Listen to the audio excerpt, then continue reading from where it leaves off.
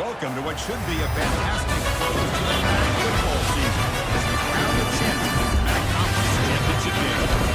So Hawthorne still got a championship trophy here today.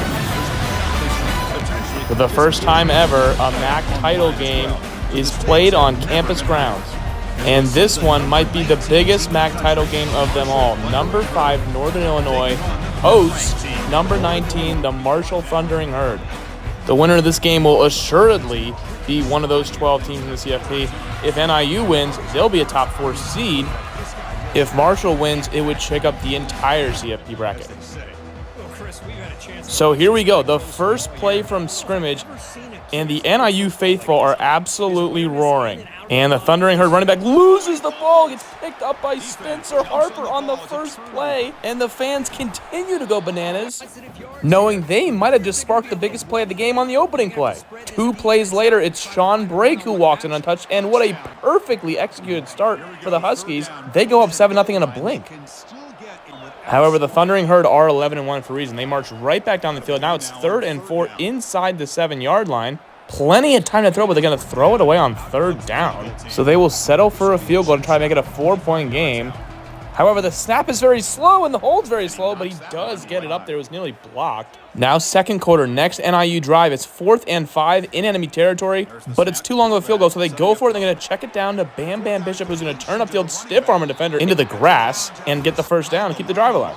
However, Wade Waterberger would take a sack to end the drive, but NIU would tack on 3, make it 10-3. The Huskies re-stretch their lead out to 7. Next Thundering Herd drive, it's 3rd and obvious passing down, and they are going to have, again, plenty of time, but firing short of the sticks and making a big-time tackle is Morgan Clark to hold him just an inch short. So NIU trying to double dip before half. Remember, Marshall got the ball first, but they turned it over on one play. So NIU has a chance to score here before the end of the half and then get the ball right back to start the third quarter. Less than 90 seconds to go, they get it out to, again, Major Cashman. How good has he been in the receiving game? Picks up a block downfield and shoves the defender out of bounds after getting another first down. Very next play, they're going to snap it to Major Cashman, who gives it to Darryl Michelle, who gives it back to the quarterback, who finds a streaking Marion Vick. The tight end rumbles in for 6. No relation to Michael Vick, but NIU stretches the lead out to 14 now. Marshall will get it back, but first play of the drive, they fire over the middle field. Did they not see Morgan Clark? How good has he been? They throw it right to him, and he gets some yards on the return, and NIU has a chance to extend the lead again before halftime. A disastrous start here on the road for the Thundering Herd. 2 plays later, we go wide receiver screen, and we get a couple of blocks, and Jamal Abraham will streak in for another touchdown. It's 24-3 at halftime. NIU is blowing the doors off the MAC newcomers, the Thundering Herd. But folks, you wouldn't believe this. Right before the half, the Thundering Herd would get into field goal range, and this would be an important field goal. Right before the half, they get points, sneaks it in. It's 24-6. It doinks in, actually.